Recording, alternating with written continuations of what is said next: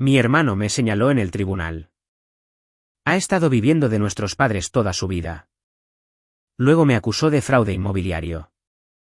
Mi abogado colocó silenciosamente un sobresellado del Pentágono en el estrado del juez. Después de leer la primera página, un miembro del jurado se puso pálido y tartamudeó: todos, por favor, pónganse de pie. Mi nombre es Sabrina King. Tengo 38 años. Y la mañana en que mi hermano mayor me demandó por el fideicomiso de nuestros difuntos padres, señaló a través de una sala de tribunal de Chicago como si estuviera identificando a una criminal. Ha estado viviendo de nuestros padres toda su vida, le dijo al jurado.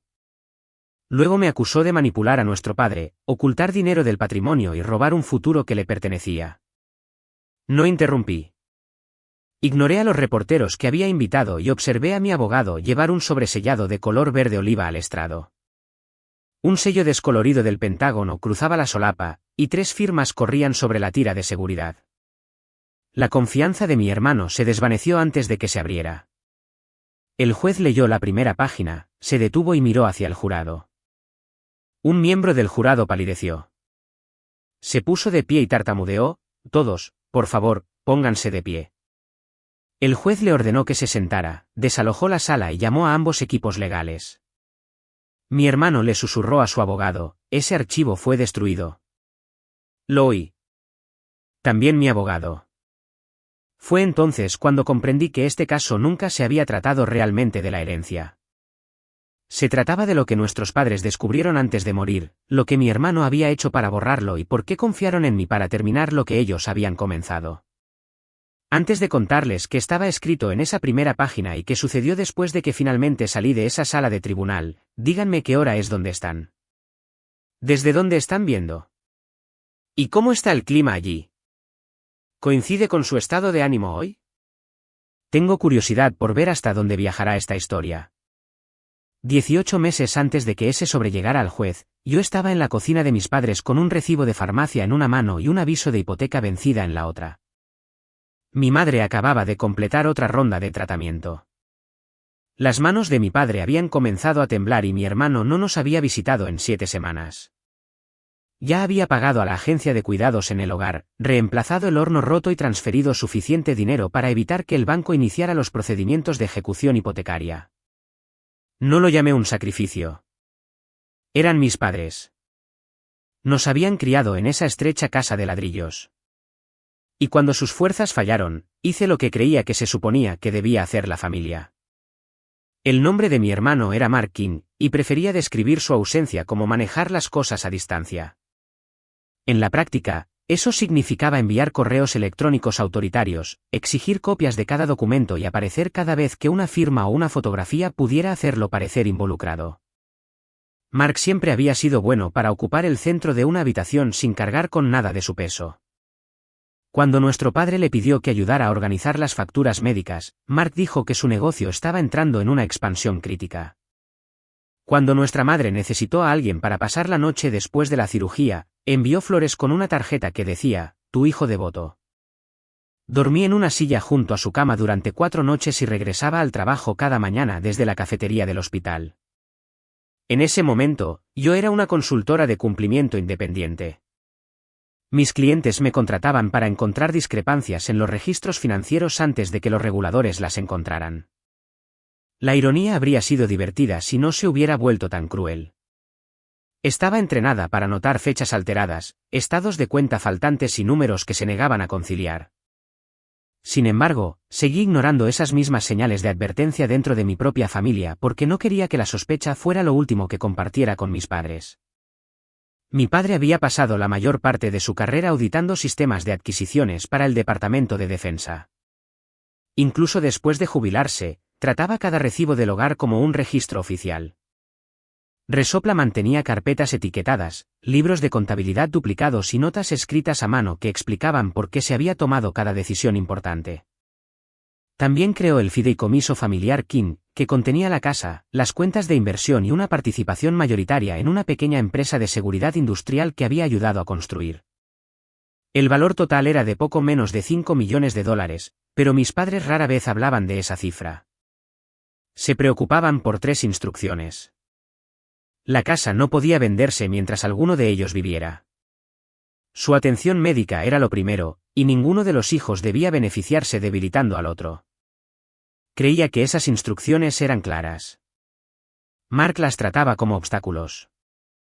Después de que mi madre murió, llegó a la casa antes del amanecer con 2 asistentes y comenzó a empaquetar archivos. Dijo que estaba protegiendo el patrimonio. Lo encontré en la oficina de mi padre sacando la carpeta del fideicomiso de un gabinete cerrado con llave. Cuando le pregunté por qué, sonrió sin mirarme a los ojos. Papá está confundido, Sabrina. Alguien tiene que actuar como un adulto. Nuestro padre estaba de luto, físicamente frágil y a veces tardaba en encontrar una palabra. Pero no estaba confundido. La semana anterior, había corregido de memoria un error de 6 cifras en una de las propuestas de negocio de Mark. Cuando se lo dije, Mark se acercó lo suficiente como para que pudiera oler el café en su aliento. No tienes esposo, ni hijos, ni una compañía real. No conviertas el cuidarlos en una carrera.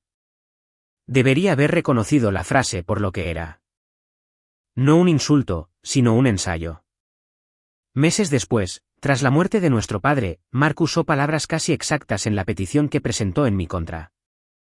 Alegó que yo había aislado a nuestros padres, manipulado la enmienda final del fideicomiso, me había reembolsado gastos de cuidado inventados y había ocultado más de $600.000. Pidió al tribunal que me destituyera como fideicomisaria sucesora, congelara todas las cuentas del fideicomiso, le transfiriera el control a él y le concediera daños punitivos. En 48 horas, envió la demanda a mis clientes más importantes. 2 suspendieron sus contratos. 1 rescindió el mío. Las cuentas del fideicomiso fueron congeladas. Las facturas de atención domiciliaria que yo había cubierto personalmente no pudieron ser reembolsadas, y un reportero de negocios local publicó un artículo con la frase «Alegaciones de fraude inmobiliario» en el titular. Mark no solo quería el fideicomiso. Quería que la acusación se convirtiera en mi identidad antes de que pudiera responder. La primera persona a la que llamé fue un abogado recomendado por un antiguo cliente. No usé su nombre cuando le conté la historia por primera vez. Simplemente dije que mi abogado escuchó durante casi 1 hora sin interrumpir. Su nombre era Elias Grant. Cuando terminé, hizo una pregunta. ¿Su padre creyó alguna vez que los registros podían ser destruidos? Recordé los libros de contabilidad duplicados, la caja de metal cerrada con llave y la forma en que papá solía decir que la verdad nunca debería depender de una sola copia. No, dije. Elías cerró la petición y golpeó la firma de Mark. Bien. Entonces su hermano ha cometido el error de asumir que es la única persona que se preparó para la guerra. Elías comenzó pidiéndome que olvidara todo lo que Mark había dicho sobre el amor, la lealtad y la justicia. No vamos a demostrar que eres la mejor hija, me dijo. Vamos a demostrar lo que sucedió. Durante 6 semanas, reconstruimos los últimos 3 años de la vida de mis padres, una transacción a la vez. Le di registros bancarios que mostraban que había transferido $216.000 de mis propias cuentas para su atención médica, hipoteca, impuestos y reparaciones del hogar. Encontré entradas de calendario que documentaban citas en el hospital, facturas firmadas por enfermeras y correos electrónicos de trabajo enviados a las 3 de la mañana desde la cama de mi madre. Lo que no pudimos encontrar fue igualmente importante. Varios meses de estados de cuenta habían desaparecido del portal del fideicomiso. El inicio de sesión del administrador se había cambiado 2 días después del funeral de mi madre. Se había abierto una línea de crédito de $380.000 contra la casa sin mi conocimiento, a pesar de que el fideicomiso prohibía nuevas deudas sin la aprobación por escrito de ambos padres. La autorización llevaba la firma de mi padre. La miré fijamente hasta que la forma de la mentira se hizo evidente. La primera letra de su nombre se inclinaba hacia atrás. La de papá nunca lo hacía. Elías la envió a un examinador forense de documentos y me dijo que no confrontara a Mark. Esa contención se hizo más difícil cuando el caso llegó a la fase de descubrimiento de pruebas. Mark presentó fotografías mías entrando a la casa, recibos de supermercado cargados a la tarjeta de mis padres y una hoja de cálculo titulada «Beneficios personales de Sabrina». Enumeró comida, gasolina, servicios públicos y reembolsos de cuidador como si cada comida que cociné para nuestros padres hubiera sido un lujo comprado para mí. Incluso incluyó el costo de un pase de estacionamiento del hospital. El total en su hoja de cálculo era de $612.000, casi exactamente la cantidad que me acusaba de robar. Pero cuando Elías examinó el archivo fuente, encontró columnas ocultas. Mark había agregado el capital de la hipoteca, los gastos de tratamiento de mi madre y las reparaciones de la casa, y luego los había reetiquetado como pagos hechos para mí. Había transformado el dinero que gasté salvando la casa de nuestros padres en evidencia de que los había explotado. Esa era la versión de mí que llevó al tribunal, una hija soltera y sin éxito que se había aferrado a sus padres ancianos porque no podía mantenerse por sí misma. El primer día de testimonio, su abogado mostró una fotografía de mi antiguo apartamento, casi vacío excepto por un escritorio, una silla plegable y 2 cajas de mudanza. Mark le dijo al jurado que demostraba que no tenía una vida estable propia. Recordé la noche en que se tomó esa fotografía. Había mudado la mayor parte de mis muebles a la casa de mis padres porque mi padre ya no podía subir las escaleras solo. La silla plegable era donde realizaba las llamadas de mis clientes entre las alarmas de los medicamentos. Mark lo sabía. Había tomado la fotografía mientras me ayudaba a llevar una lámpara. Construyó una narrativa de devoción, testificó. Pero la devoción era su modelo de negocio. Las palabras cortaron más profundamente de lo que esperaba, no porque las creyera, sino porque reconocí nuestra infancia en ellas. Cada vez que Mark ganaba, nuestros padres celebraban su talento. Cada vez que yo aguantaba, todos elogiaban mi paciencia. A él se le permitió volverse impresionante. De mí se esperaba que me volviera útil. Un destello del proyector me trajo de vuelta mientras su abogado mostraba la enmienda final del fideicomiso. Mark afirmó que nuestro padre la había firmado mientras estaba cognitivamente incapacitado y que yo había conseguido los testigos. La enmienda me nombraba fideicomisaria sucesora, requería una auditoría independiente antes de cualquier distribución y suspendía los derechos de un beneficiario si se demostraba fraude, coacción o robo contra el fideicomiso. No me daba más dinero. Me daba más responsabilidad y ponía el acceso de Mark bajo revisión. Por eso necesitaba que se destruyera. Durante el contrainterrogatorio, Elías se le acercó con un único registro del hospital. Usted testificó que visitó a su padre todos los días durante el mes en que se firmó esta enmienda. ¿Correcto? Mark respondió que sí. Elías mostró registros de viaje que indicaban que Mark había pasado 19 de esos 30 días en un resort en Nevada. Mark dijo que había gestionado los cuidados por teléfono. Elías luego presentó registros telefónicos que mostraban solo 2 llamadas a nuestro padre que totalizaban 11 minutos. Mark se movió en su silla. Mi hermana controlaba el acceso. Entonces, ¿por qué?, preguntó Elías, le envió un correo electrónico preguntándole en qué habitación estaba su padre. El silencio que siguió se sintió diferente al silencio del comienzo del juicio. Ya no era el jurado esperando para juzgarme. Era la sala comenzando a medirlo a él. Mark se recuperó lo suficientemente rápido como para atacar de nuevo. Dijo que la carrera federal de nuestro padre lo había vuelto paranoico, que el requisito de auditoría era evidencia de un juicio en declive y que yo había fomentado esos miedos. Me sonrió como si finalmente hubiera encontrado la hoja que quería. Papá confiaba más en los sistemas que en las personas, dijo. Sabrina usó esa debilidad. Elías regresó a nuestra mesa y colocó una mano sobre el sobresellado que descansaba junto a sus notas. No, dijo en voz baja, solo lo suficientemente alto para que yo lo oyera. Tu padre confiaba en los sistemas porque entendía a las personas. El sobre no apareció en nuestra lista de pruebas públicas porque se había mantenido bajo una orden de protección, mientras el tribunal determinaba si alguna información federal en su interior seguía siendo restringida. Mi padre se lo había entregado a un notario militar retirado 9 meses antes de su muerte.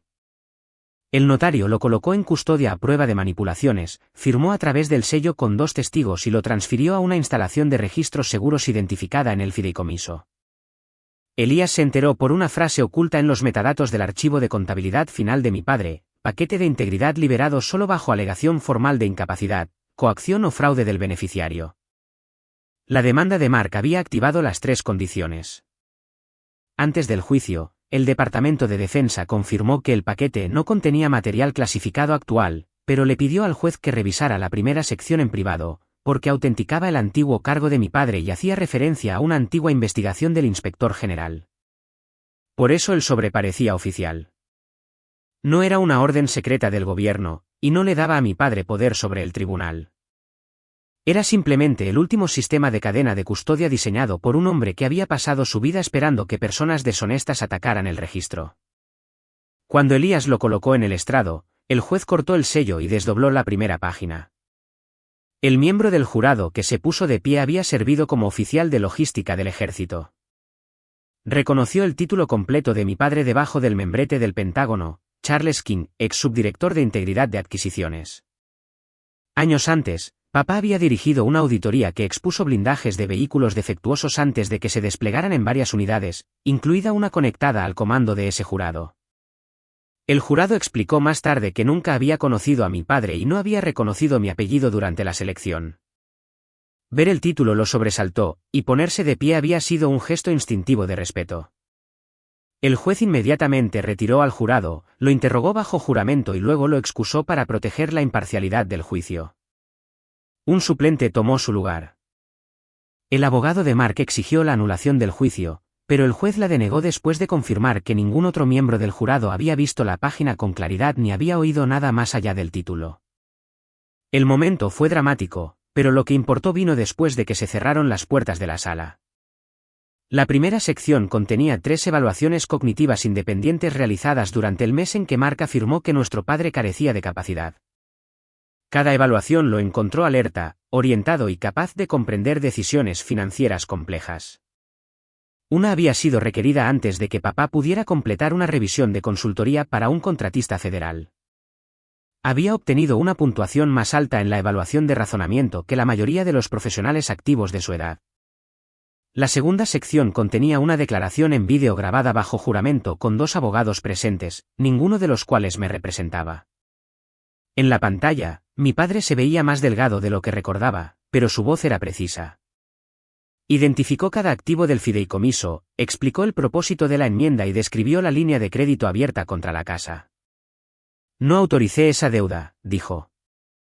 La firma es una imitación. Creo que mi hijo la creó o hizo que se creara. Se me cortó la respiración ante la palabra hijo. Sabía que papá sospechaba. No sabía que había llegado a esa conclusión. El vídeo continuó. Describió cómo Mark lo había presionado para vender la casa, argumentó que el cuidado de mi madre costaba demasiado y pidió acceso anticipado a las acciones de la compañía. Luego papá se volvió hacia la cámara. Mi hija ha pagado gastos que deberían haber sido pagados por este fideicomiso. Ha rechazado el reembolso porque temía que aceptarlo se usara en su contra. Le di instrucciones a mi contador para que registrara cada contribución como una deuda que se le debe a ella, no como un regalo de ella ni como un ingreso para ella. Elías pausó el vídeo e introdujo el libro mayor certificado incluido en el paquete. Resopla coincidía con mis transferencias hasta el céntimo. Los $612.000 que Mark llamó beneficios personales eran en realidad facturas médicas, pagos de deudas garantizadas, impuestos sobre la propiedad y reparaciones de emergencia. Mi padre había anotado cada entrada de su puño y letra. Junto al pase de estacionamiento del hospital, había escrito, Sabrina se quedó a pasar la noche de nuevo. Se negó a dejar que su madre se despertara sola. Bajé la mirada porque esa única frase casi rompió el control que había mantenido a través de cada acusación. Mark no me miró. Su abogado objetó las notas escritas a mano como testimonio de oídas, y el juez limitó cómo podían usarse, pero los registros financieros en sí mismos fueron autenticados. Elías luego reveló la primera gran sorpresa del paquete. Mi padre no solo había documentado mi apoyo. Había ordenado una auditoría forense externa del fideicomiso, la compañía y la línea de crédito sobre el capital de la vivienda. La auditoría identificó transferencias canalizadas a través de una empresa de consultoría registrada a nombre del socio comercial de Mark. El total fue de $447.000. Mark me había acusado de robar $600.000 mientras ocultaba casi $500.000 que él mismo había desviado. El juez lo miró directamente y le advirtió que cualquier testimonio que diera a partir de ese momento podría ser remitido para una investigación por perjurio. Por primera vez en mi vida, mi hermano no respondió de inmediato. Sus labios se separaron, Pero no llegó ninguna frase segura. El sobresellado aún no lo había probado todo. Le había hecho algo más peligroso. Había hecho que cada palabra que ya había dicho fuera medible. La auditoría forense le dio a Elías permiso para seguir cuentas que Mark había pasado meses insistiendo en que no existían. A la mañana siguiente, un especialista designado por el tribunal testificó que las ganancias del capital de la vivienda se habían movido a través de 3 entidades antes de llegar a una compañía que Mark controlaba. Parte del dinero pagó sus deudas comerciales. Otra porción financió el depósito de un condominio. $30.000 fueron a una firma de relaciones públicas 2 semanas antes de que presentara la demanda en mi contra. La firma había preparado puntos de conversación describiéndome como financieramente dependiente, socialmente aislada y posicionada para explotar a padres vulnerables. Mark no había repetido opiniones crueles con ira. Las había comprado como estrategia. Elías mostró la factura, luego le preguntó a Mark si había enviado la petición del fideicomiso a mis clientes. Mark dijo que simplemente había respondido preguntas después de que la presentación se hiciera pública. Elías produjo un correo electrónico que Mark había enviado antes de que el secretario sellara el caso. La línea de asunto decía, antecedentes sobre Sabrina King antes de la acción por fraude del lunes. Se adjuntaban la petición sin firmar y los puntos de conversación de relaciones públicas. Un destinatario fue el reportero que luego publicó el artículo. Otro era un cliente cuyo contrato representaba casi 1/3 de mis ingresos anuales. Usted circuló las acusaciones antes de que fueran presentadas. ¿Correcto?, preguntó Elías. Mark miró fijamente la pantalla. Mi abogado manejó las comunicaciones. Su abogado se levantó tan rápido que su silla golpeó la barandilla. ¿Privilegio? El juez le ordenó a Mark que respondiera solo lo que él personalmente sabía. Admitió haber aprobado el correo electrónico, pero insistió en que creía que todas las acusaciones eran ciertas. Fue entonces cuando Elías abrió el archivo de correos electrónicos recuperado del antiguo asesor financiero de nuestra familia. Había conocido al asesor años antes como el hombre en quien mis padres confiaban para explicar las inversiones sin hacerlos sentir tontos. En las semanas posteriores a la muerte de mi madre, dejó de devolver mis llamadas. Bajo citación, admitió que Mark le había prometido un puesto en la gestión del fideicomiso si yo era destituida. Los correos electrónicos entre ellos eran directos. En uno, Mark escribió, una vez que se la clasifique como dependiente, cada pago parece un robo. En otro, le indicó al asesor que eliminara las notas de mi padre del libro mayor en línea y reemplazara la frase, cantidad adeudada a Sabrina por beneficio pagado para Sabrina. El asesor respondió, esto cruza una línea. Mark respondió, el ganador decide dónde estaba la línea. El jurado vio las fechas, los encabezados del servidor y los registros de respaldo que demostraban que los mensajes no habían sido fabricados. Mark todavía lo intentó. Afirmó que alguien había accedido a su cuenta. El especialista demostró que cada correo electrónico había sido enviado desde la red de su oficina utilizando un dispositivo registrado a su nombre y confirmado por inicio de sesión biométrico. Luego afirmó que el asesor había malinterpretado el sarcasmo. Elías leyó el siguiente mensaje. Vende la casa tan pronto como papá se vaya. Mantén a Sabrina ocupada defendiéndose. Para cuando limpie su nombre, la propiedad pertenecerá al grupo de desarrollo. No hubo risas en la sala, ni un jadeo, ni siquiera un susurro. La crueldad estaba demasiado organizada para el espectáculo.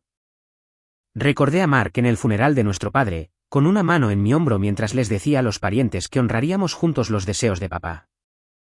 Esa misma tarde, según la marca de tiempo, había enviado por correo electrónico a un desarrollador fotografías de la casa y le había preguntado qué tan rápido se podía desalojar a un ocupante después de una disputa de fideicomiso. Yo era la ocupante. Había planeado mi desalojo mientras aceptaba condolencias a mi lado. Elías luego presentó un documento que hacía que el plan fuera más grande que la herencia.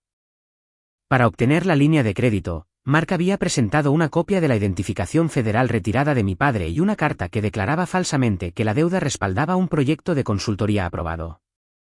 El sistema automatizado del prestamista trató la solicitud como si estuviera conectada a un trabajo por contrato federal y le otorgó una revisión acelerada. Mi padre descubrió el uso indebido cuando un aviso de verificación llegó a su antigua oficina del Pentágono. Lo denunció a la oficina del Inspector General del Departamento de Defensa, que conservó la solicitud y envió una copia certificada al paquete de integridad. Esa era la página que Mark creía destruida. También era la razón por la que su susurro en el estrado importaba. Elías le preguntó cómo sabía que el archivo había existido. El rostro de Mark se tensó. Papá me lo dijo. La declaración grabada de su padre dice que no lo confrontó porque los investigadores le aconsejaron que no lo hiciera. Entonces Sabrina me lo dijo. Mi cliente no supo del informe hasta que se abrió este paquete. Mark miró a su abogado, pero el abogado miraba hacia abajo. Elías esperó. La respuesta salió más pequeña que cualquier voz que le hubiera oído a mi hermano. Encontré un aviso. ¿Dónde? En la oficina de papá. La oficina a la que testificó que nunca entró sin permiso. Mark no respondió. El juez le ordenó que respondiera. Finalmente admitió que después del funeral de nuestra madre, había registrado el gabinete cerrado con llave y había sacado varios archivos. Dijo que destruyó solo duplicados porque temía que el dolor de nuestro padre lo hubiera vuelto irracional. Elías levantó la carpeta del fideicomiso recuperada de Mark durante el descubrimiento. Un borde cortado dentro de la contraportada coincidía con el aviso faltante. Mi hermano no había tropezado con esta demanda. Había pasado más de un año borrando pruebas, reescribiendo libros de contabilidad, comprando una narrativa pública y usando el tribunal como la etapa final del robo. El juez ordenó al secretario que transmitiera las pruebas pertinentes a los fiscales estatales y al inspector general federal. El abogado de Mark solicitó un receso. Antes de irse, Mark se volvió hacia mí y articuló: «¿Tú hiciste esto?». Lo miré a los ojos y negué con la cabeza. Había pasado años protegiéndolo de las consecuencias de quien era él. Todo lo que había hecho ahora era detenerme. Cuando Elías me dijo que podía testificar, esperaba sentir alivio. En cambio, sentí el viejo instinto de minimizarlo todo.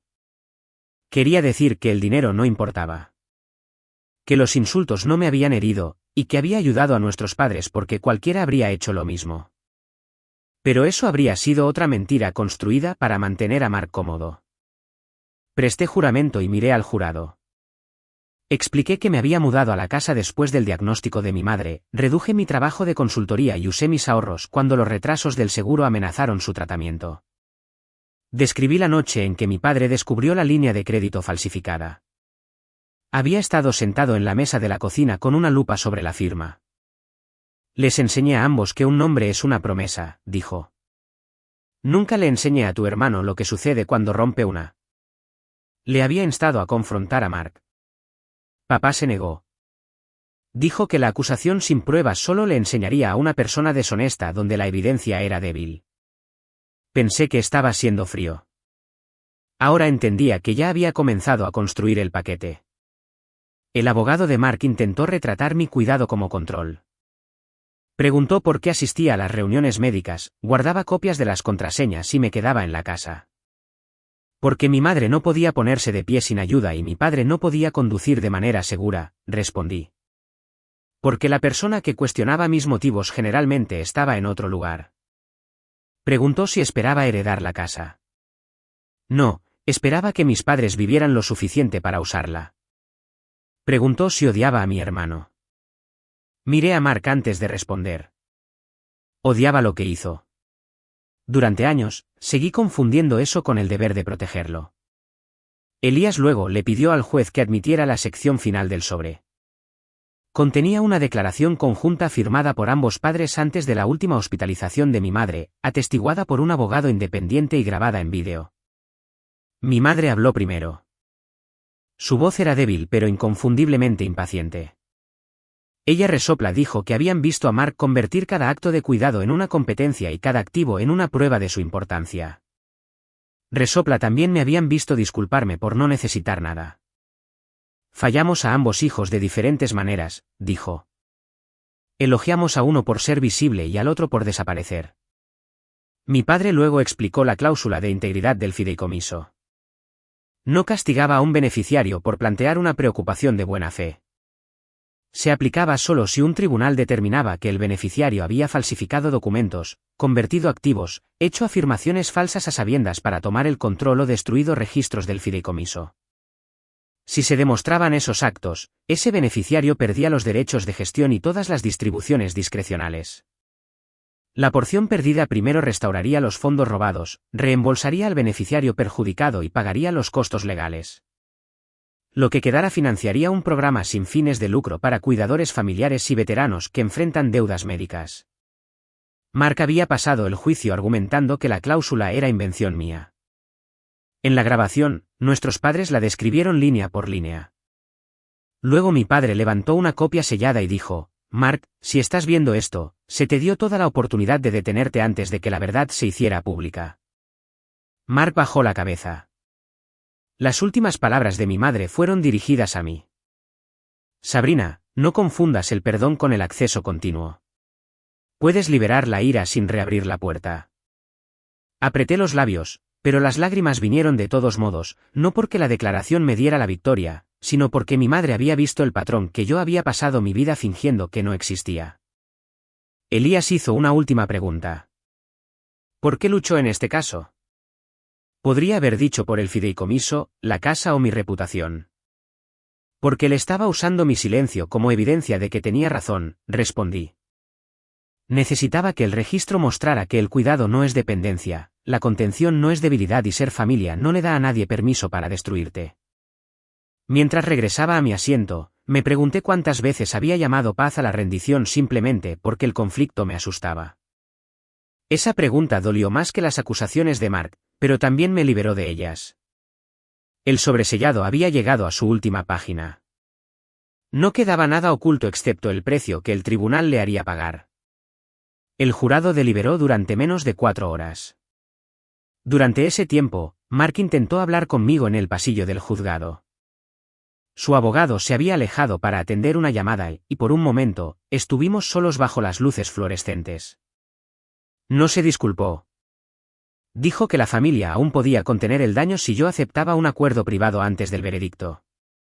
Ofreció retirar su reclamo, dejarme permanecer en la casa durante 5 años y dejar de contactar a mis clientes. A cambio, yo le pediría al tribunal que sellara las pruebas y les diría a los investigadores que nuestro padre había malinterpretado la solicitud de préstamo. Incluso después de cada correo electrónico, cada registro falsificado y la declaración final de nuestros padres, Mark todavía creía que las consecuencias eran una negociación controlada por él. Trataste de dejarme sin hogar, sin empleo y públicamente culpable, dije. Ahora quieres privacidad porque la verdad lleva tu nombre. Me llamó vengativa. Le dije que ya había terminado de traducir su miedo en mi culpa. Luego volví a la sala del tribunal sin aceptar la oferta. El jurado encontró a Mark responsable de fraude, conversión, interferencia intencional con mis contratos y difamación. Determinó que su conducta había sido deliberada y maliciosa. El juez dictaminó por separado sobre el fideicomiso, lo destituyó de todo rol fiduciario, hizo cumplir la cláusula de integridad y ordenó una contabilidad completa de los activos conectados a él y sus compañías. Se requirió que Mark devolviera $447.000 más intereses, reembolsara mis contribuciones documentadas y gastos legales, y renunciara a su interés beneficiario en espera de la distribución final bajo las instrucciones de nuestros padres. El jurado otorgó daños compensatorios por los ingresos y la reputación que había perdido, y luego agregó daños punitivos lo suficientemente grandes como para que el abogado de Mark pidiera que se redujera la cantidad. El juez dijo que se podían presentar mociones posjuicio, pero la evidencia apoyaba una sanción severa. Al final de la audiencia, Mark enfrentaba una sentencia que excedía $1 millón, la pérdida de su parte del fideicomiso e investigaciones estatales y federales separadas que involucraban falsificación, fraude financiero, destrucción de registros y uso indebido de identificación federal. El asesor financiero entregó su licencia durante la investigación regulatoria y luego aceptó cooperar. La compañía de desarrollo se retiró del acuerdo por la casa. El reportero que había repetido las acusaciones de Mark publicó una corrección con un enlace al veredicto. Mi antiguo cliente envió una disculpa cuidadosamente redactada y preguntó si consideraría regresar. Decliné. Algunas puertas se habían cerrado porque Mark me empujó a través de ellas, pero ya no quería todas las habitaciones que una vez habían aceptado su versión de mí con tanta facilidad. Los socios comerciales de Mark lo destituyeron de la gerencia en una semana. Varios parientes me llamaron cruel por permitir que el caso se hiciera público. Ninguno de ellos había llamado cuando mis cuentas fueron congeladas o mi nombre apareció junto a la palabra fraude. Dejé de defenderme ante personas que requerían que mi sufrimiento permaneciera en silencio antes de que me llamaran amable. Meses después, el tribunal aprobó la contabilidad final del fideicomiso. Después de pagar las deudas, los reembolsos y las obligaciones legales, la parte que Mark perdió financió la iniciativa de alivio para cuidadores Ruth y Charles King. Proporcionaba subvenciones de emergencia a adultos que cuidaban de padres enfermos y a familias de veteranos que enfrentaban deudas médicas. Me quedé con la casa no como un trofeo, sino porque nuestros padres me habían dado expresamente la opción de vivir allí o ponerla en el programa. Convertí la oficina de mi padre en una clínica de registros gratuita donde los cuidadores podían organizar reclamaciones de seguros, poderes notariales y cuentas del hogar antes de que una crisis los volviera vulnerables. La primera vez que abrí esa habitación, encontré una nota pegada debajo del cajón inferior. Era la letra de papá. Un registro limpio no puede garantizar la justicia, pero le da a la justicia un lugar donde apoyarse. Me senté en el suelo y lloré más fuerte que en el tribunal. Mark finalmente me envió una carta de 6 páginas. La mayor parte explicaba lo que la presión le había hecho, cómo nuestros padres me habían favorecido cerca del final y cómo la humillación lo había desesperado. El párrafo final contenía la única disculpa, seguida inmediatamente por una solicitud de que les dijera a los fiscales que había actuado por dolor. No respondí. El perdón, aprendí, podía ser privado. La reconciliación requería verdad, reparación y cambio, y Mark todavía estaba buscando un lenguaje que hiciera que sus elecciones pertenecieran a otra persona. En el aniversario del veredicto, me paré en los escalones de la entrada de la casa mientras las familias llegaban para el primer taller de la iniciativa. Había ganado el caso, pero la victoria no se sentía como un triunfo sobre mi hermano. Se sentía como el final de mi obligación de perder para que él pudiera sentirse poderoso. Pensé que saldría del tribunal sintiéndome alegre. En cambio, sentí dolor, alivio y una certeza tranquila de que finalmente había dejado de abandonarme a mí misma. Mi hermano había intentado usar el fideicomiso de nuestros padres para borrarme. El sobresellado no me dio venganza destruyéndolo. Devolvió cada elección a su legítimo dueño. Sus elecciones se convirtieron en sus consecuencias. Las mías se convirtieron en mi futuro. Al cerrar la puerta esa noche, me hice una última pregunta. ¿Fue alejarme un acto de venganza, o fue el primer acto honesto de amor que me había mostrado a mí misma? Ya sabía la respuesta. Agradecemos a cada espectador que siguió esta historia de principio a fin. Este vídeo es completamente ficticio y está hecho solo para la narración dramática, la reflexión educativa y el entretenimiento. Esperamos que el mensaje final se quede con ustedes. Incluso después de la traición, la decepción o la pérdida, todavía tienen el poder de elegir una mente más tranquila, un corazón más fuerte y un futuro que ya no les pida que se traicionen a sí mismos. Su historia no tiene que terminar donde alguien los lastimó. Puede comenzar de nuevo donde sea que finalmente elijan su propio valor.